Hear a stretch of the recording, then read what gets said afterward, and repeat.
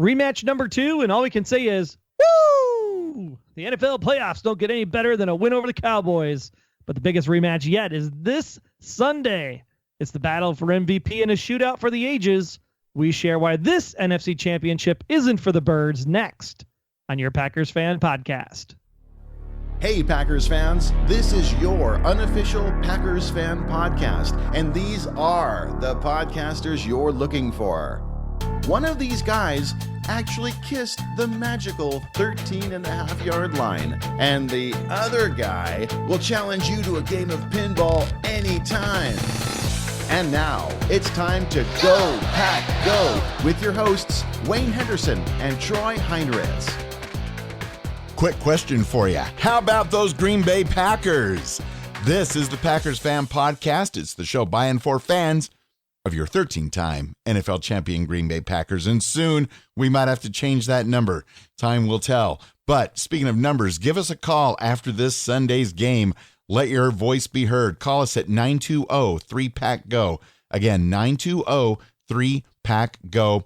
Or if you're outside of the U.S., go to PackersFanPodcast.com/feedback. Be part of the show. This is episode number 128 of your Packers Fan Podcast, recorded January 17th, 2017, and all the intel and analysis will be linked at PackersFanPodcast.com/128. On this episode, we're going to keep winning. Yes, 8 in a row. It's an exciting thing. And we'll go over that exciting divisional playoff win over the Cowboys. Plus, we'll have the updates on the latest Packers injuries. And, of course, your brilliant voicemails and feedback from that big win.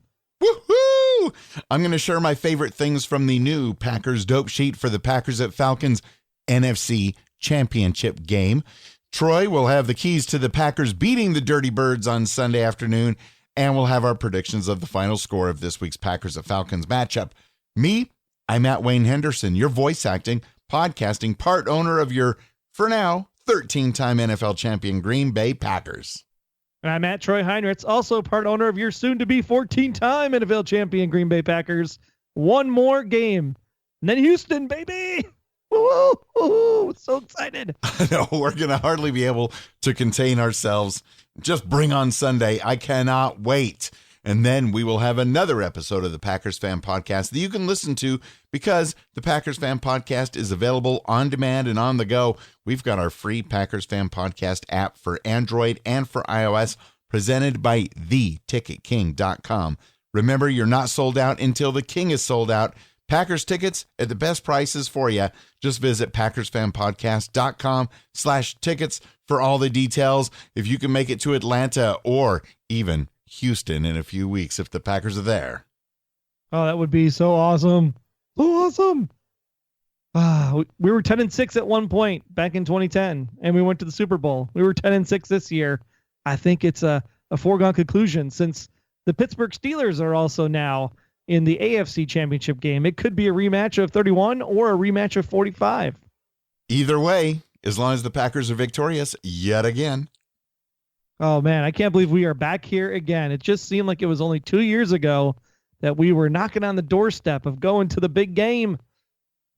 This one's going to be oofta. It's going to be interesting, that's for sure. But in order to get to this game, we had to finish out against Dallas, and oh my gosh, let me tell you, Wayne, I know that we got on the FaceTime on our iPhones like right after the game, and it was all like, I can't even hear you because everybody's still like, woo! I know. At your house, at my house, my voice was shot from yelling at the TV and just the adrenaline. I mean, I can't even imagine what it would be like to be at that game and just the elation, getting that cheating Cowboys, getting them off our back. And this is where it gets really strange. You know that people have come on the table. They're running along with the Packers because here in Bears country, yes, I am behind enemy lines. Here in Bears country, they shot off fireworks after the kick went through the uprights in my neighborhood. Oh, excellent. So I immediately opened up my window and I was like, yeah, woo, Packers. And then my daughter was like, okay, we've now become those people. And you let in all that cold air. Hey, it was refreshing, man, because I was sweating. What an intense game, heart attack medication. I thought we might go to overtime last week when I talked about this game on the show. Luckily, with 3 seconds left, we avoided that thanks to Mason Money Crosby kicking his record longest field goal and then kicking another one almost as long, both in the final 2 minutes of the game. Wow. And really, he kicked 3, remember? So yeah, if you count the one there, the stupid icing the kicker. I hate that. I hate that. I think it's just because Jason Garrett, the coach of the Cowboys, loved seeing that kick so much. He called the timeout, froze the kicker so he could watch Mason do it again. Okay, so how nervous were you, man, when that ball came off? And it was like, it's leaning to the left, and we're like, oh no, we're going over. Oh, look at that, it's coming back over. I was nervous, I'll admit it, because it did not look like it was going to be good. But on the plus side, worst case scenario was that we'd be going to overtime to beat the Cowboys then. At least it wasn't a case of kick and make this field goal and win or lose right there on the spot. So the pressure wasn't quite as great. I'm just glad that Mason understood the concept of Packers, playoffs, overtime, not our friends. Definitely not Aaron Rodgers' friend, that's for sure. So I'm glad that Mason was, hey, I'm doing this one for the Gipper. Win one for Jordy. And he did. Man. Oh, such an intense last 2 minutes of that game. 35 seconds on the clock. 35 seconds. And AR-12 does it again. Freaking amazing. You know, even friends and family of mine that are not Packers fans are just blown away at the things that took place in this game and throughout the season. I mean, just a week or so ago, we're talking about the fantastic Hail Mary play to beat the Giants and all of that and all the stuff against the Lions. But no matter how this season ends, this has been, especially the second half of the season, it's been kind of magical. There have been so many highlights, the great things Aaron Rodgers has done, the great catches Jared Cook has made, the great kicks that Mason has made, and all of the rest. This is a highlight-filled season. And what's really great about it is that when you think back where we were sitting here talking about, Callahan and his 2-minute drill to start the preseason and Hundley not being able to play in the preseason and Callahan be the quarterback. And then we came out and it was like, oh my gosh, we almost lost to the Jaguars in the opener and things just kind of went a little dicey there at the beginning. We were favored to win every game this year. We are in the game that we were supposed to be in back when this whole thing started in early July. And that's the great thing. But the funny thing is that he was unexpected to be here because of the way the first half of the season went, which makes us even that much more excited and that much more magical in the way this entire 2016 campaign has played out. There's no way that many of these things could be predicted. And that's what makes it extra fun. Does anybody have a more exciting team? I know some people talk about how great their Patriots are, whatever. Nothing they are doing is as exciting as what the Packers have been doing the past 6 weeks or so. I tell you, Vince is looking down and like helping us out because this has been, man, I tell you that the Bears game that we almost lost. Wow. Just a tight game against the Giants, tight game against the Cowboys. But for some reason, this is the year. It just keeps happening. Everything has to fall into place just perfectly. And literally that pass fell just perfectly into Jared Cook's hands. I mean, you're talking millimeters off of the chalk. His knees were. It was. It was wow. An understatement to say that it's a thing of beauty.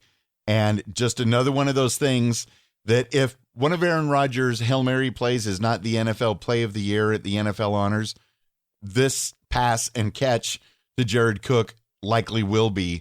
So basically, I mean, it's best to win the Super Bowl, but at the same time, for Aaron Rodgers and the Packers to potentially have the play of the year, not just from the NFL, but in all of sports, 2 years in a row would just be another beautiful thing. And granted, Matt Ryan's had a great season, but how do you not give the MVP to Aaron Rodgers? This guy just got sacked, 3rd down, 20 to go, rolls to his left, not his right, to his left, and pump fakes once, buys another 2-3 seconds before laying it out there to Cook for that final play. I mean, that is masterful in order to bait the defense that way. and then literally throw across your body and put the ball literally out of bounds because that's the only place Jared could catch it to make sure it wasn't intercepted. I mean, that precision and that strength to throw for 35 yards across your body, phenomenal. Phenomenal. Exactly. Just give Aaron Rodgers his MVP award right now. And it's funny. I was so not worried about Mason the Money Crosby because I just get us to 35. If we can get to the 35, Mason's goal. It's fine. We're good. So when he caught the pass and the referee came running in, I was like, I can't believe that just happened. That's awesome. That's better than the Hail Mary. And as always, because I'm sure they're coached that way as well, all the Cowboy players on the sidelines around that catch. No, he was out. He was out. He was out. And then and we weren't even looking at it. Then all of a sudden they're like, oh crap, how much time is left on the clock? Yeah. Not very much. Whew, that was a close one. At least we did not have to worry about trying to kill extra time just to make sure that the Cowboys couldn't come back and try to re-tie it up. But oh yeah, because this has also been one of those seasons where he kicks the field goal. There's 1 second left on the clock. Then you kick off the kickoff and he runs it back for a touchdown or something strange, you know? Yeah. Thank God. I said from the get-go, as long as Aaron had the ball in his hands at the end of the game, we were going to win. And that's exactly what happened. Yep. And even though, the Cowboys show a lot of promise with Dak Prescott and the rest of their team, they'll probably be good for quite a few years. The fact still remains that after this game, I don't care if it was close or not, final score is what matters. A rookie quarterback has still never won a playoff game, and that's just the way it is. Stats are stats for a reason. Oh, and besides all the fantastic stuff with AR-12 and Mason Crosby and Jared Cook, I mean, Randall Cobb, he made some spectacular plays, and it was great to see Ty Montgomery. What, he got like 2 touchdowns? It was fantastic. And the great thing about that story, too, is that this is a guy who literally at Texas Stadium, not AT&T Stadium, but at Texas Stadium, literally ran for a 60-yard touchdown as a running back in his Pop Warner game that he played there on the same day that you had Emmitt Smith breaking the all-time, I think it was all-time rushing record at that point, or had one of his biggest days on that same day. So he's literally been stamped as a running back from early on. And here he goes and gets 2 rushing touchdowns, which I don't think has ever happened for a Packers, especially in the playoffs, in a long time. So this was fantastic that he could do it in front of his hometown family, if you will. Yeah, and the fact that our playbook has totally changed from what we were trying to do early in the season. And I know a lot of that is out of necessity because of the huge number of injuries. But, there was no way we could have foresaw all of these changes, moving Ty back to running back, and beautiful stuff. Speaking of beautiful, how about Micah Hyde's interception? Fantastic. This was one of those things where I love the locker room stuff afterwards because Hyde was saying that he was talking to Gunther and he didn't want to leave Gunther out to dry because he'd been burned a few times by Dez. And he's like, Gunter's like, no, I see it too. Go, jump the route. So Gunter's telling him, go ahead. I got you covered. Jump it. And if you don't get it, it is what it is. But sure, you got to go ahead and bam, breadbasket, man. That ball was just perfectly set up for Micah Hyde. And I love all the memes that came out of it too. Yes. You can't hide from the Packers. Oh, so many highlights. It's hard to believe all of this happened in one game. Oh, I tell you, it was exhausting. By the time yes. It was 7:05, I think, is when the game finally wrapped up here in the Central Time Zone, PM. I went and laid down in bed at 2 hours later at 9 o'clock. Yeah. I was out. Really? I was so spent from the game. I literally crashed at 9 and then ended up getting up at like 2:30 in the morning. Like, okay, time to go to work. Oh wait. Wow. I kind of came down from the game in a similar but different way. I like to watch all the playoff games. I thought for sure the Chiefs were going to be able to handle the Steelers, but Steelers pulled it out. But at the same time, that game just, I know for Steelers fans, it was probably fantastic, but it really did not have the buzz or the magic or the excitement. And I'm sure not the television ratings that the Packers Cowboys had. But I kind of threw out the Steelers-Chiefs game. That's what kind of brought me back down because I just was looking at NFL.com and I was looking at all the tweets and looking at the Facebook posts and just kind of winding down by keeping myself amped up. And then shortly after the Steelers-Chiefs game ended, then I was, I'm here on the West Coast, so a couple hours earlier, but at the same time, just immediately it was like crash. Oh man, it was just so like everything. Like after I was talking to you, then we had other Packers fans were calling me, and we're just literally went on for like a good hour. So I didn't even get to see like the post game coverage until about 8:15, 8:30, and I finally got to sit down and watch some of that. And then I love whoever came up with the "Everything is Better with Titanic" Facebook group or page or whatever it was. That was. They had the best one. Basically, they played the "My Heart Will Go On" from Celine Dion over the stuff. There's like the perfect edit for that as Mason Crosby kicks the field goal. We'll try to link to it or maybe even embed it on the show notes for PackersFanPodcast.com/128. I mean, it is just perfectly synced up to the song. It was amazing edit job. I watched that like a few times just because I couldn't believe it. We actually won. Oh, so I know good. Sometimes you do have to watch all the highlights over and over and over to let it sink in that we did actually win. And even Jerry Jones, now I know he's technically just the owner and GM of the Cowboys. He's not technically coaching, though I think he has some influence as to what happens on the field. But on his radio show, he says that the Cowboys underestimated what the Packers could do. Oh, yeah, I think everybody underestimated. They counted them out at 4-6, and they just haven't been preparing for what they could do. But you've had the whole past 4 to 5 weeks to adjust your expectations because there's been some amazing things that happened in the Lions game, the Giants game, and now in the Cowboys game. So I don't think the Falcons are going to underestimate us. Oh, no, especially since we've already played them once this year. Mm-hmm. So just think about that. We played the Giants twice, the Cowboys twice, and the Falcons twice. What is this, a division rival? I know. It just shows you, like it goes to show you that the NFL scheduling thing works, because if these were the people we were playing in the course of regular season, based on how the NFL schedule is set up, then the right people are in the playoffs because it's your number 1, number 2 positions where you ended up last year. And it makes total sense. So that's the reason that we're not playing the Browns and Rams and 49ers in the playoffs right now. Correct. Aha. Now it wasn't. It was not all magic and rainbows and stuff. That I was a little concerned why we were able to let the Cowboys come back to tie things up, because we had the game pretty well in hand early on. And do you think it was a prevent defense thing, or just the Cowboys figured out what we were doing to an extent? I think they probably figured out what we were doing to an extent, because it really didn't start to go south until that fourth quarter. And at that point, your defenses are just gassed, right? And we weren't actually staying on the field from an offensive perspective long enough to give the defense enough rest. And I think that's what really burned us there, was just, again, sitting on our laurels thinking we're up 3 scores and there's no way they're coming back. And sure enough, they came back again.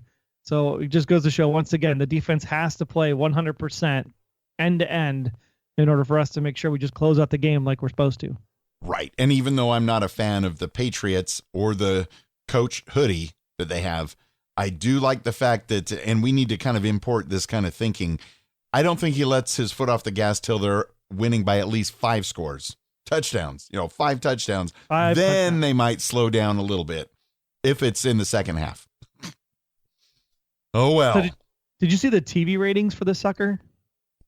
Yes and no. Let me say this. I saw the ratings and read all the articles about how fantastic they were, but I don't understand TV ratings. Like, I see the number, was it like 26? I don't even know what that means. I just know it's good. Yeah. So they got a 28.2 overnight rating, which means like 28% of all potential households were watching football in the entire metered market. So 28% of people were watching this game. And then, of course, there's multiple people in each household. So that's how you get to the actual total million of viewers. But the 28% of the people were watching it. But the fact is that that's a stunning 12% boost from Game 7 of the 2016 World Series. That's right. The one that the Cubs won, something they haven't done in 108 years. And this game beat that game by 12%. That's a lot of people. That is a freaking lot of people. In fact, it was an average of 48.5 million viewers that watched the game. And at the peak, when literally everybody was watching when the Cowboys briefly tied the game with less than 2 minutes to go on the clock at approximately 6:45 Central, at that moment, there were 62.5 million viewers watching the game. Now, what they didn't tell you was that shortly after that, with 1 minute left to go in the game, a massive thunderstorm came through the Dallas metro area and knocked out the game for everybody on DirecTV. In that area, or knocked it out for everybody across the nation watching DirecTV? No, just in the Dallas area, which I thought was like, it was like hand of God stuff. It's like, you guys tied it, but we don't want to let you see the ending. So I would have a brain hemorrhage while I'm fervently opening up my NFL Access app and trying to at least get to the audio to hear how it ended. Oh, like, what perfect timing. At least they didn't switch over to show anybody that movie Heidi. That would have been epic in its own way. So I saw, to put it in perspective as far as the ratings, I saw one of the articles about it saying that the Packers-Cowboys game was the second most watched TV show of any kind in the entire past year, second only to the Super Bowl. Correct. Yeah, it was huge. Huge. And although I don't want to see the Patriots in the Super Bowl, can you imagine the television ratings if it's Aaron Rodgers versus Tom Brady? Oh my goodness. People are going to lose their ever-living minds. Ever-living minds. But one thing at a time. I mean, even if it's Packers versus Steelers, that was huge just 5 years or so ago. Now, I don't know what was going on, if it was the lights or the thunderstorms outside of AT&T Stadium, but Kristen Michael bobbling a kickoff or two. That made me more nervous than anything else in the entire game. Yeah, and I don't understand why you got to work them in somehow, and I think that's a great way to work them in. But at the same time, it's like you have people that have been doing this all year. Let's use the people we've been using all year. It's too critical of a game to like start messing stuff up. So just keep going with what worked. Yeah, keep Kristen Michael at running back. Yes, exactly. Because that was that one was scary. I have to say. Yeah, when the stakes are this high. Well, and then the fact that he was still in the end zone and could down it and then decided to run it out, it was like, oh, come on, dude, fundamentals. But the biggest thing I think we have to worry about is Gunter covering Dez, right? Woo. Yeah. That was bad. Well, true. Somebody's got to at least try to cover him. But, I guess it just doesn't... We'll have to see how this plays out, right? Because I think the Morgan Burnett loss was something that was a factor there in the second half of this game, right? Because he started out, he was in, and then he had to make some changes, and he had Kentrell Bryce back there. And I think that's what kind of leads to that shift and having Gunter team up against Dez, which clearly was a mismatch. So it'll be interesting to see what they end up doing to make sure Julio Jones is covered for this game on Sunday. Yeah, definitely. Make some adjustments there. I mean, we've got so many injuries on offense and even more on defense. Can you imagine if we had our entire first string defense at 100%? Oh, I know, because when you think about it, logically, last time we played Atlanta, lost 32-33 down at their place. That was a game where I believe the title of our episode for the podcast was Next Men Up. Like the whole team was decimated for that game. And the fact that we were able to keep it within 1 point was pretty much a freaking miracle. We said that was kind of Geronimo Allison's breakout game. So even though Aaron looked like he was a little pissed off at Geronimo for a route in this particular contest, he's been good for most of the year. So I think this will be really interesting with all the people that we have now that are healthy, what this game could look like. Yeah, because you mentioning it now, I was going to save it for later. But basically, I think when we played the Falcons earlier this season, even though it was still in Atlanta, the fact that I don't believe we had Randall Cobb, Demarius Randall, James Starks, Quentin Rollins, Clay Matthews, Ty Montgomery, or Jared Cook. You got them all, I believe. And now we've got quite a few of those. So we shall see exactly how that happens. Now, the Packers faithful on Twitter following us for our Monday weekly Twitter poll at Packers Fan Pod, I posted this out because I know there were so many great performances, but I tried to get people to focus. If you could only give out one game ball for the Packers' gritty victory over the hated Cowboys, who would you give it to? And we had a record number of 132 votes at Packers Fan Pod. Wow. And it was, everybody had good things to say. I mean, I was surprised that only 2% of the voters said Ty Montgomery should get the game ball. I mean, everybody helped us win. His 2 touchdowns definitely helped us win. 29% of the people that voted at Packers Fan Pod said Aaron Rodgers should get the game ball. Safe bet. Jared Cook got 21%. Who would have thought that he would get so much support? But after that catch, that's going to be plastered everywhere in the photo books. I'm actually kind of shocked it's that low.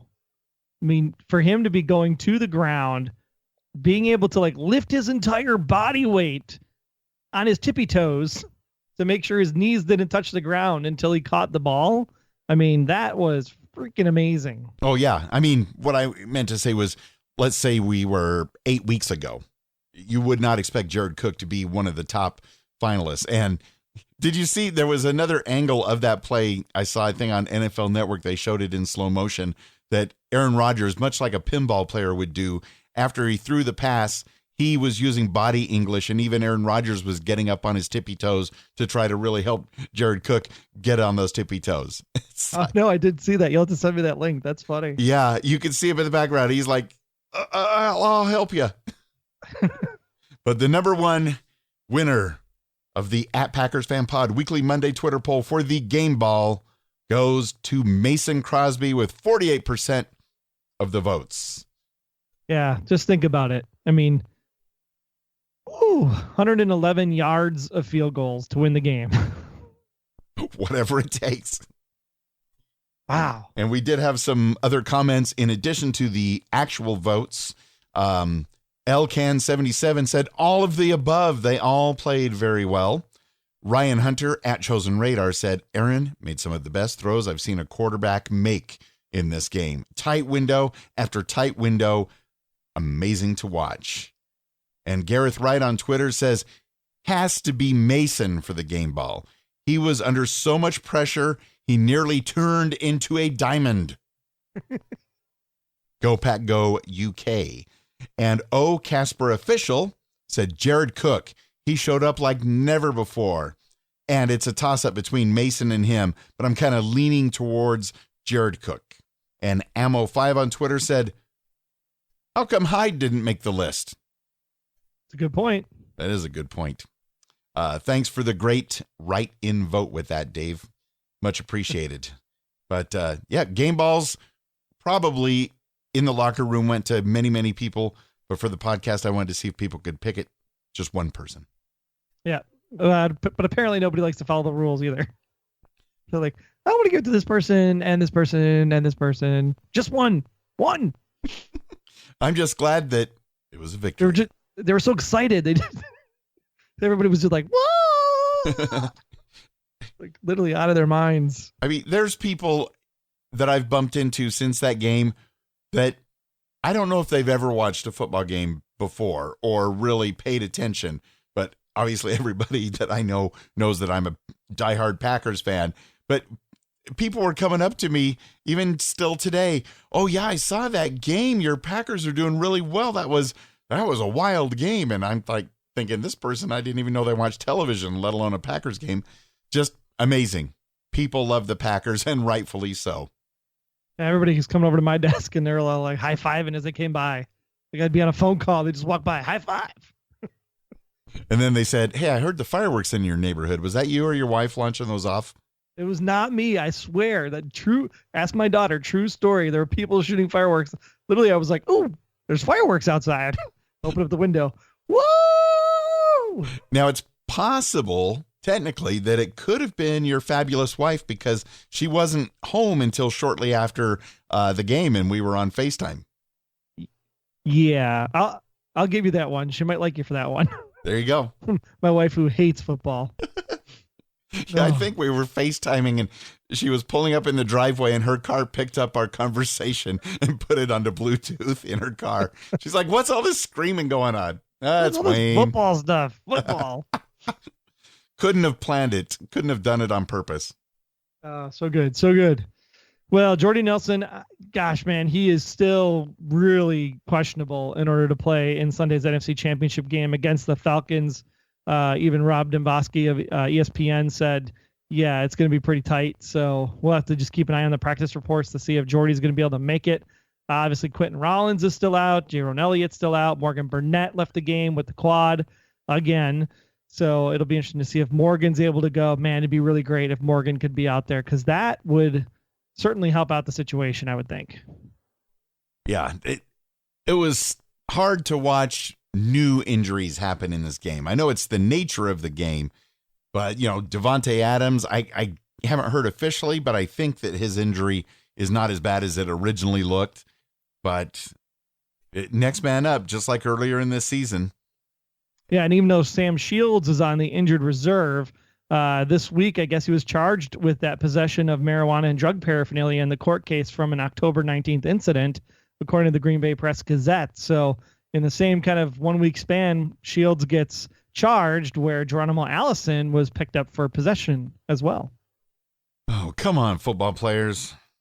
Yeah, it's not Denver. It's not California. Yeah. We're in Wisconsin. It's not legal yet. And even if they were in, California or Colorado or Seattle or many of the other places, it's still an NFL rule. So come on. Right. You're earning millions of dollars. Well, here's one that'll kind of make your head go, whoop. But the Packers are looking to add depth to their secondary with safety Morgan Burnett and cornerback Quentin Rollins questionable for the matchup. The Packers' newest addition could end up playing before the year is out. Ben Wicker. I can't even do this one. Ben Wickery. Does that sound good to you? That sounds good to me. Let's roll with it. Well, he was part of the Carolina Panthers Super Bowl team last year, but he played just 4 games for the Panthers this season before he was cut. The 25-year-old has landed a spot with Green Bay and could be part of the Super Bowl for the second straight season. Now, digging into this a little bit, we won't sugarcoat it because he was picked up by Miami for the rest of the 2016 campaign, but never played a snap for the Dolphins.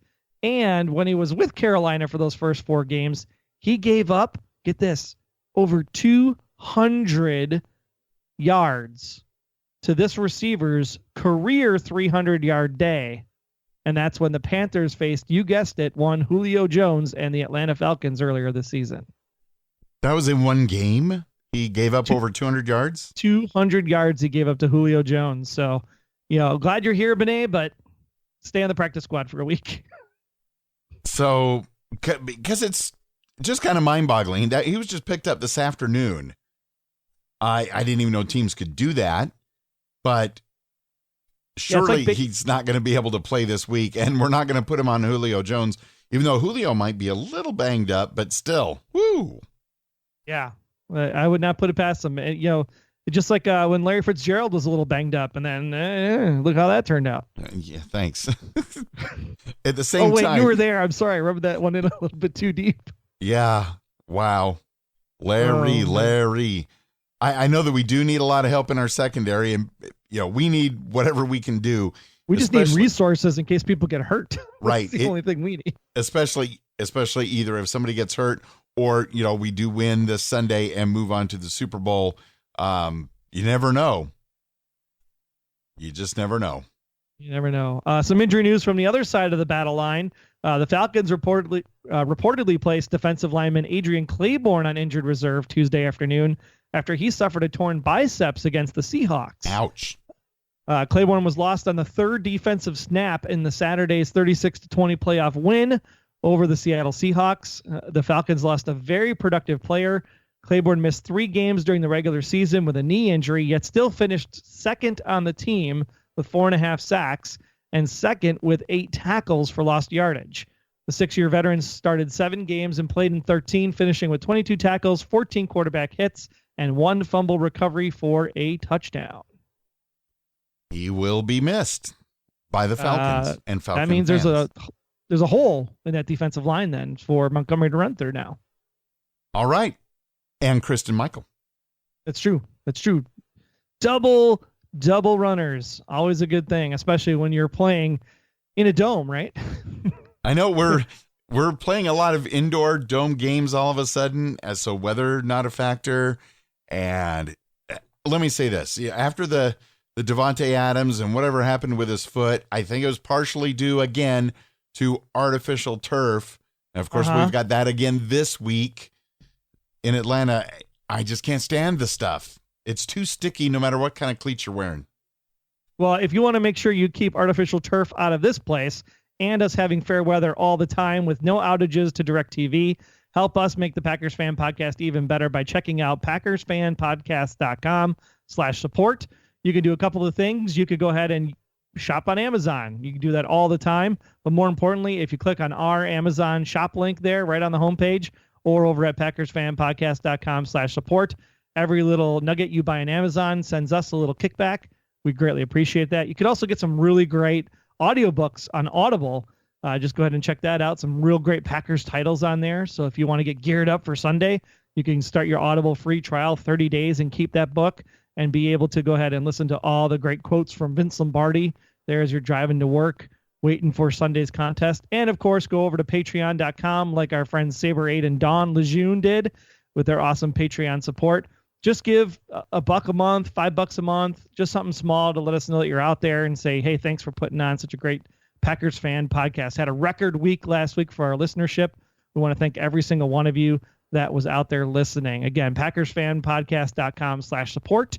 And we thank you for keeping us live and independent because it's always fun.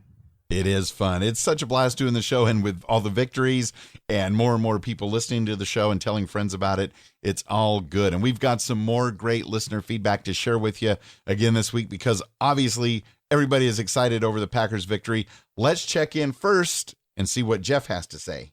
Hey, Sir Troy, Sir Wayne. I finally caught my breath from the thrilling victory today against Dallas. Holy cats. This is Jeff calling from Tucson, Arizona, and Sir Troy, you were spot on. Jared Cook, getting it done. He was the key to the game. But let's back up a second here. I think only 2% of the Twitter voters this week thought that special teams would be the difference. And our Silver Fox Mason Crosby got it done not once, but twice for the game-winning field goal. Go, Pack, go. Let's bring it to Atlanta. Woohoo! Go, Pack, go. Go, Pack, go, indeed. Jeff's even like, woohoo! Sometimes it's a new chant. It almost rhymes with Go, Pack, go as well. And Jeff, noticing that in Troy's keys to the game last week, Troy, you said Jared Cook could be one of the difference makers. Oh, yeah. I mean, sitting there just thinking about what was on the field last time they met and what was on the field now. I mean, Jared Cook, huge, right? Like the go-to third down guy now. He's our new Donald Driver, for lack of a better comparison. So really building up the great rapport with Aaron. And he's got to be, just like pigs and slop. He's so happy to be on a playoff bound, soon hopefully to be Super Bowl bound team. 9 years in the league. Just, this is exactly what he wanted to be an NFL player for. And man, here he is on the Packers getting it done. Fantastic game for Jared. Wow. And I did see more than a couple Rams fans even raving about that great catch and how, man, I wish he was still a Ram. But the Rams just don't have a quarterback at the level of Aaron Rodgers. And that's why he had not had a chance to live up to his potential. And look what, magic can happen between the two of them. Jeff, thank you so much for your call. And also reminding everybody that the Twitter poll results, this was a week where they were a bit off, but it is kind of hard to predict that special teams will be the difference in the big game. Just so good that we beat the Dallas Cowboys. Hey, between you and me with those, we were 50% right. So that's still better than the weatherman. That's for sure. Let's roll on. More listener voicemails. Here's some more good stuff from Robert, who's part of the Two Bobs podcast. Hey guys, this is Robert from the Two Bobs podcast. I want to say that last night's game against the Cowboys was another clutch performance by AR-12, and if that doesn't solidify his MVP victory this year, then I don't know what does. But anyhow, let's bring on the Falcons. Go Pack, go. Go Pack, go indeed. Just curious, which Bob are you, Robert? Are you the first Bob or the second Bob? No, I agree. Man, he just literally carries the team sometimes. And I want to say like carries the team like they're not doing their job, but he carries them in leadership and, focus and drive and just all those things that you look for in a leader. And when you literally need to go to the guy and say, hey, we got 35 seconds on the clock. We are going to get a field goal out of this at a minimum, right? It wasn't even like it was the maximum. He's thinking touchdown, most likely. But he's like, at a minimum, we're getting to that 35-yard line. And man, does he make it happen. Exciting stuff. And the confidence that he has from past experience, proving to everybody around him that he can do it. So don't doubt him. And the Cowboys just left us just barely enough time, which was too much time as far as Cowboys fans go. But, that's just what happens in the NFL. Hey, Wayne and Troy, Miguel and Phoenix again. Man, what an amazing game. That's another one for the history books.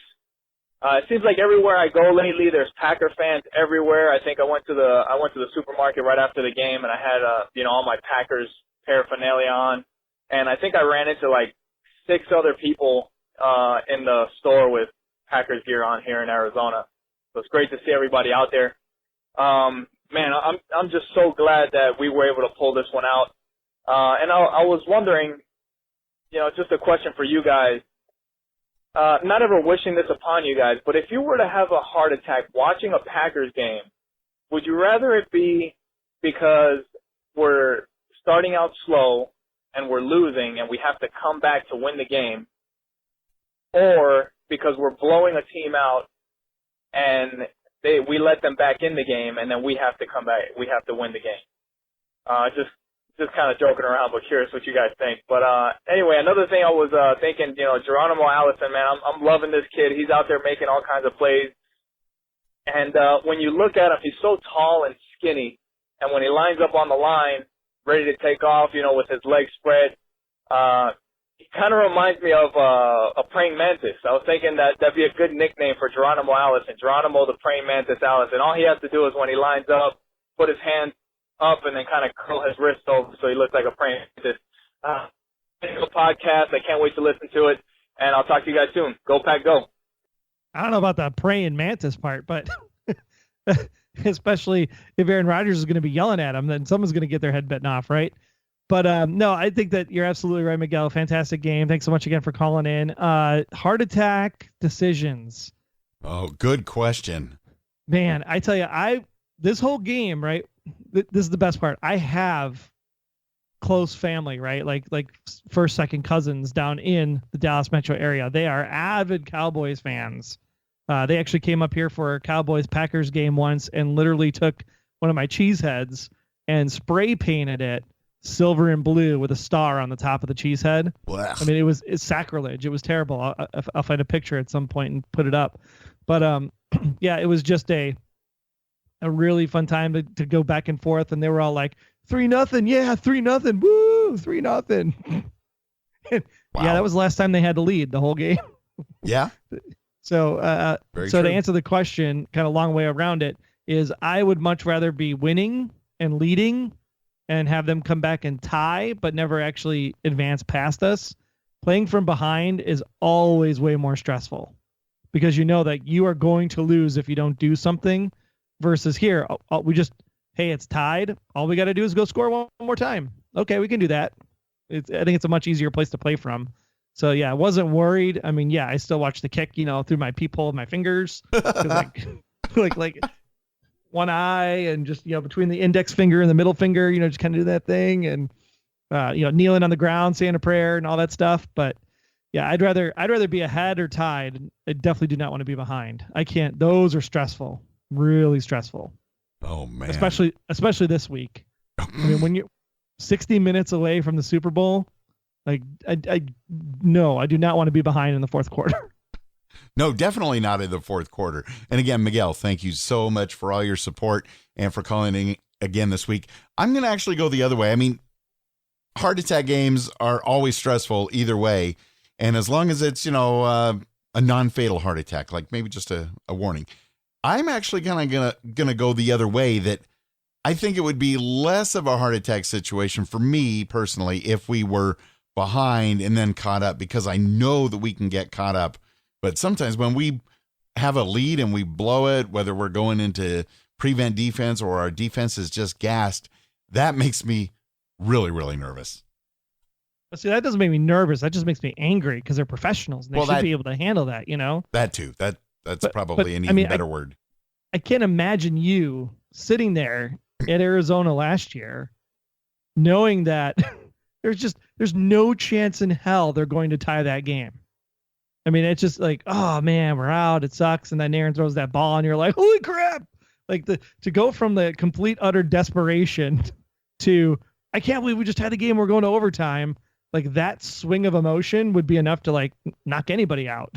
And then you can't enjoy the overtime period because you're passed out because you just completely gassed yourself. Well, when my family and I were at that Cardinals-Packers playoff game last year, we were way high in the stadium. So it could have been the altitude affecting my outlook. But I thought we were going to be able to tie it up. I always think we're going to be able to tie it up. And even the Cardinals fans around me, now there was two guys to my left. I think he had no less than 12 beers during the game, maybe more.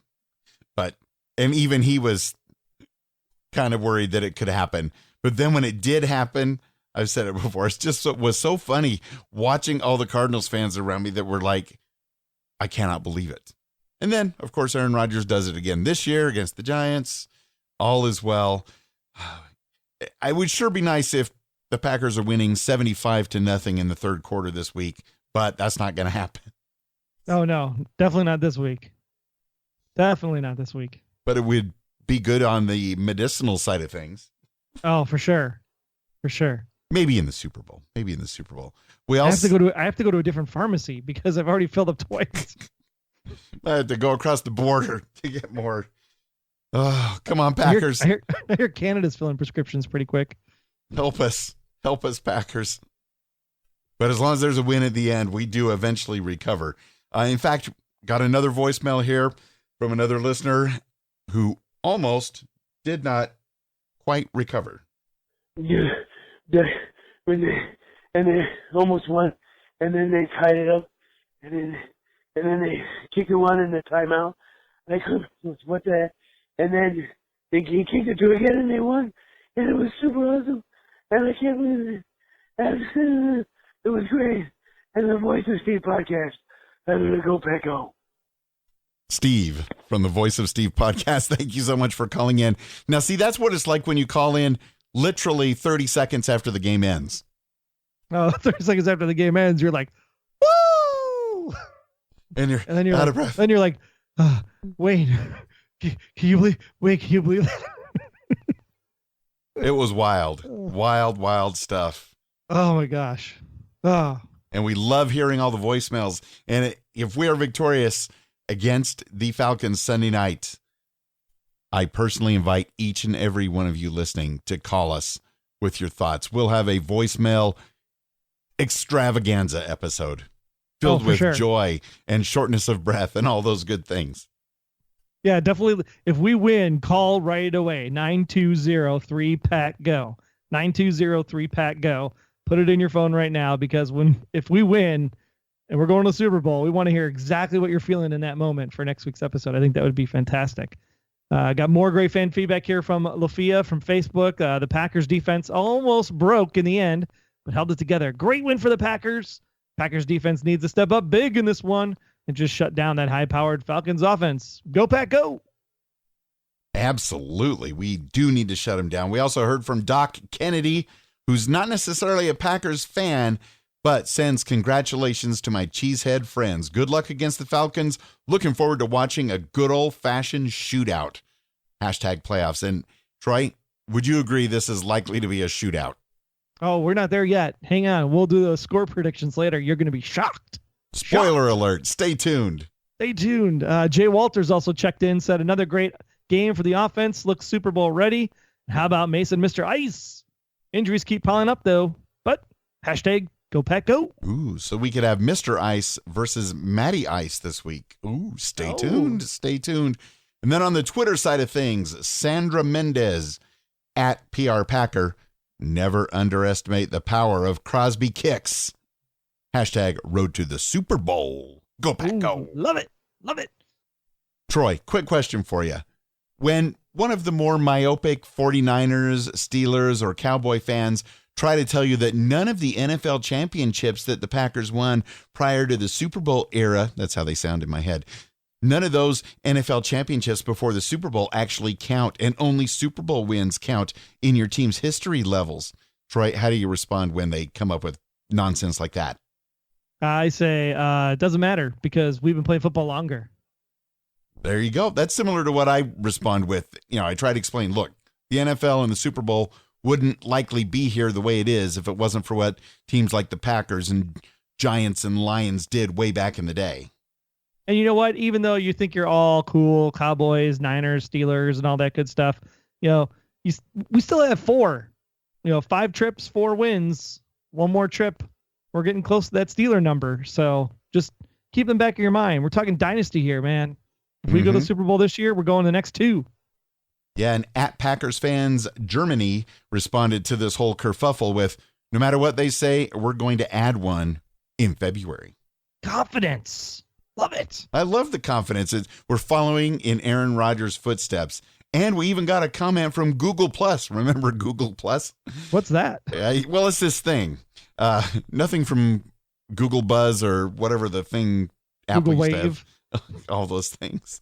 Anyways, our good friend Ryan Steinbraun says, as an Eagles fan, I was cheering for you guys like you were my own team. Amazing game. And we heard that from quite a few of our friends that are Eagles fans. Boy, they hate the Cowboys. They will cheer for anything that is not with a blue star on it. So, hey, we're happy to have your support. Seahawks fans, friends, and family that are now rooting for the Packers through this playoff run, you're all invited. We're very friendly here. Yep, even the Cowboys fans that break their TVs on national social media stage. Oh, my. That was wild. Would you think that alcohol or something else was involved in that viewing party? It crossed my mind to actually break my TV if we lost, just so I could get a new one. Wow. Yeah, no, not in the way that this guy did. I mean, literally went in and did a complete shoulder shove into his television. And the best part about it was that after he completely mashed up his TV, it still worked. And who was still on the screen? Aaron Rodgers. Still doesn't go down for the sack. Nope. That was, I mean, you could not have planned that. What a tool.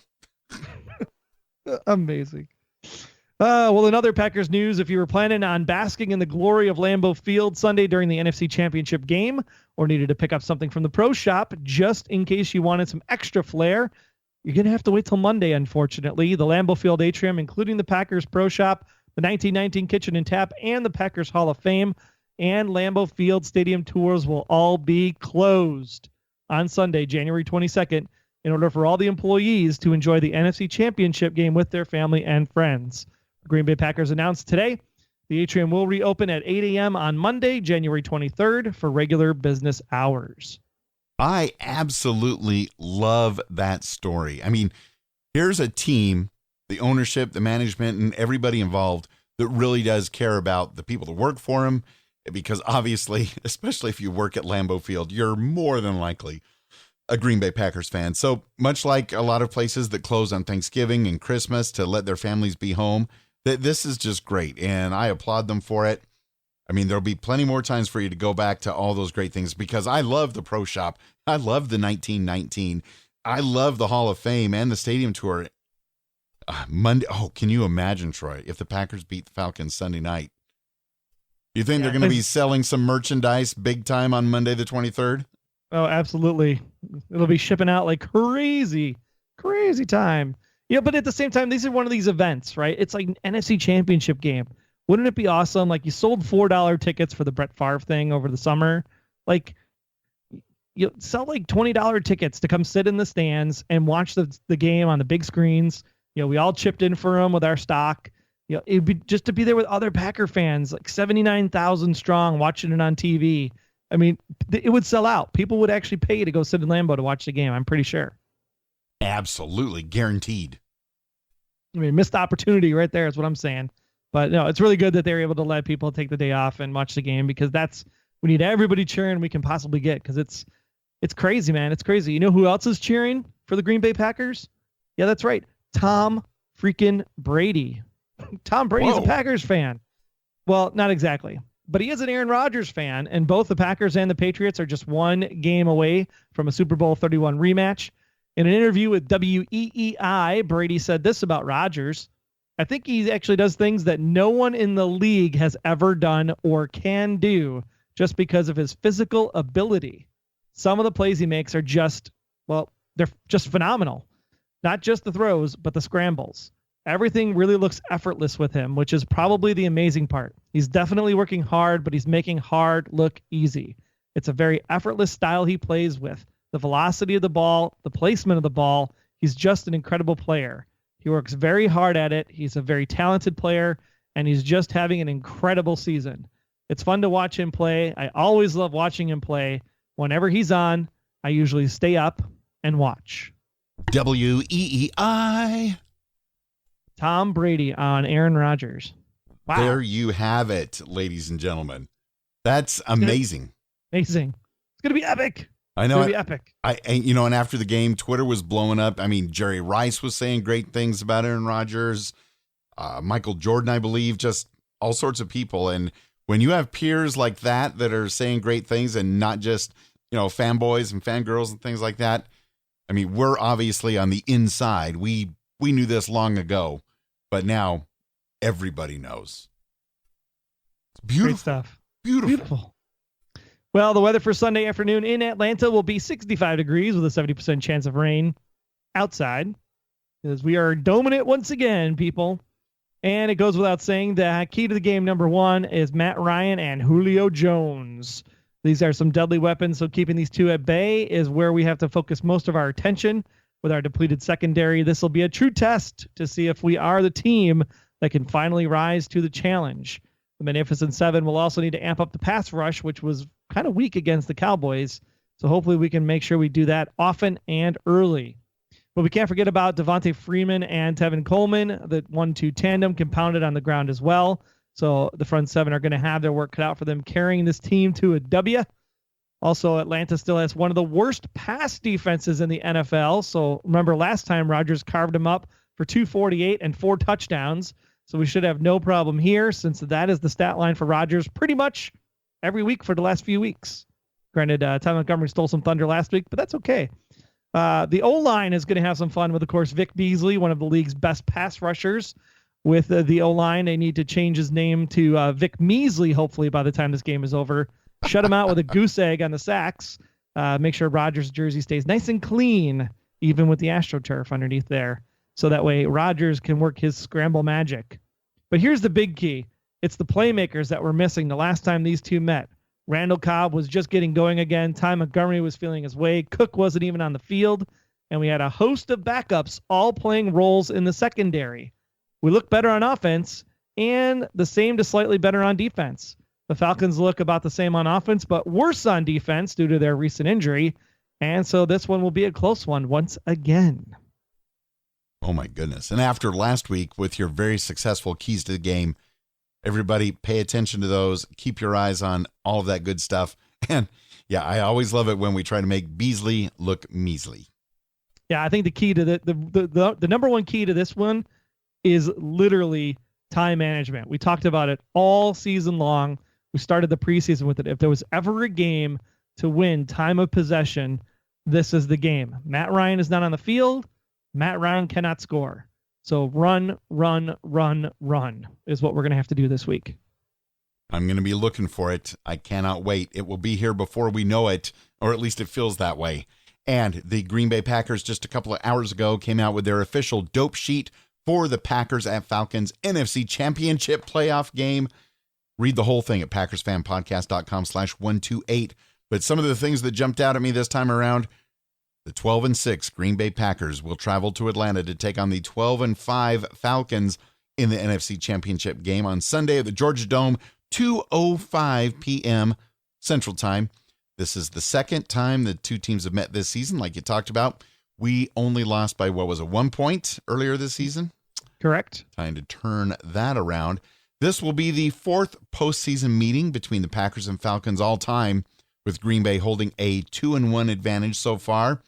And here's the one that I like.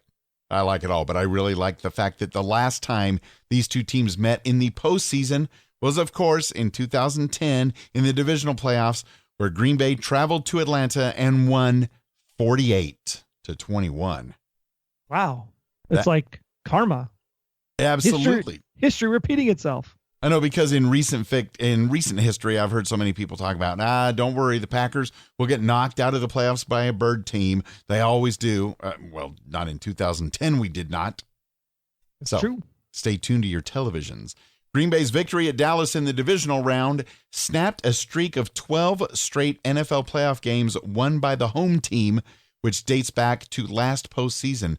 Prior to last Sunday, the last NFL team to win a road playoff game was the Packers at Washington in the 2015 wild card game. And then, of course, after the Packers broke that streak, then, of course, the Steelers went on to beat the Chiefs.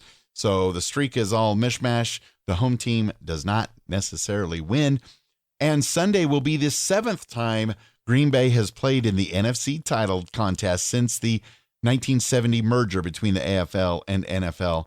That's fairly consistent. And the Packers are the only NFC team to appear in the NFC Championship game 2 times in the last 3 years. Can I get a go, Pack, go?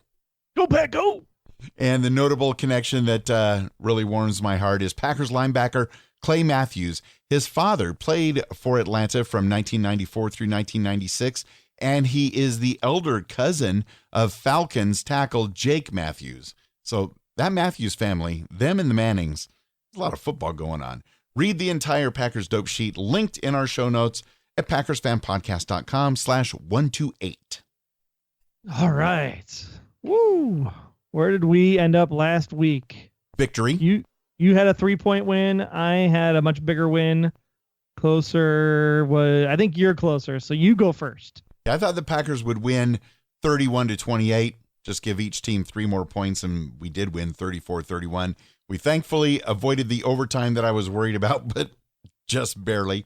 This week, I'm going to pick a Packers victory. I think the Packers are going to win 37-32. I know that's only a 5-point difference, so we're going to be nervous again, probably the entire game. But as long as at the end we have 37 and they have 32, we're going to Houston. Oh, yeah. What do you got, Troy? Well, the over-under for this game is set at 60.5. Woo! And the Packers are 4-point underdogs at this point. Underdogs. So I am going to definitely take the Packers to win because, man, Houston sounds like it would be a lovely time to visit if you're here in the Midwest at this time of year. Now, if you remember back to 2009, there was one certain Packers-Cardinals game that was the most and highest scoring game ever for a playoff. It was insane. It was insane, and I still say that we got gypped because it was a face mask call. It was not a clean fumble. We should have been able to get that penalty, and we would have gone on and won that game. But instead, we lost 51-45, which is the most points scored in an NFL playoff game. I am predicting that this game will beat that. Wait, Packers. One more time. What? This is going to beat the record. Oh, this yeah. game is going to be a huge shootout match between these two players. And it's going to end up being on our side this time. Packers 52, Falcons 48. Oh, my goodness. That sounds fantastic. Packers 52, Falcons 48. Yeah, very simple. 2 touchdowns every quarter. And it can very well happen with these two teams. Yeah, absolutely. Especially with what you talked about in the keys to the game. Falcons having some trouble with defensive injuries, much like the Packers have had all year long. Wow. Yeah, Terrell Owens would say, get your popcorn ready. I'm excited. It's going to be a shooting match for sure. Wow. Well, and both of us, even with that high number of points, it's still 4 points. Only a 4-point difference. So it's going to be close, or it's going to start out one way and then get caught up again, whichever way you go with your preference for a heart attack game. Yeah, and I think this will be the telling of the tales, right? It'll be 52-48. Falcons will be driving. They'll have the ball at the end of the game, And this is where the defense steps up and Hyde gets another interception to seal it. I think is how it'll end up. They'll be like, oh, so sorry, Falcons. Our birds flew farther than yours. You're so poetic this evening, Troy. I'm so amped up. 2014. I need vengeance for 2014 so badly. So badly. Just a few more days. Days. It'll be Sunday already. Come on. And 12:05, because I always had it in my mind, okay, the game will start at 1:05, like most games, Central Time or whatever, Eastern. And so I had to make sure, okay, here's what time I need to be home. I need to think in Pacific time zones so I'll be ready. Obviously, I'm going to probably watch an entire hour and a half to 2 hour pregame leading up to it. And our game is going to be the most exciting game of the day. And then, of course, there will be a lot of people watching Patriots at Steelers, but there's no way that game is going to live up to this one. Oh, heck no. No, not at all. I mean, that's something that you would expect to see is Patriots Steelers. This is something that's going to be, man, two great quarterbacks, both MVP candidates. I mean, it's going to be a fun football game. And hopefully, I don't think it'll do the same ratings as Dallas Green Bay because those are two big markets, but it'll be pretty epic to say the least. I'm actually going to be heading to the sports bar for this one. Going to be hanging out with superfan Aaron, who's called into the show before, and superfan Scotty Clark, who called in last week. I figured if we lose this game, I am going to need to drown my sorrows with my friends. Oh. I hate when we are this close, and it's like 60 minutes to the Super Bowl. Like, I don't even care if we lose the Super Bowl, to be quite honest. I just want the chance to be there. Oh, well, let's not go crazy about the losing part, okay? No.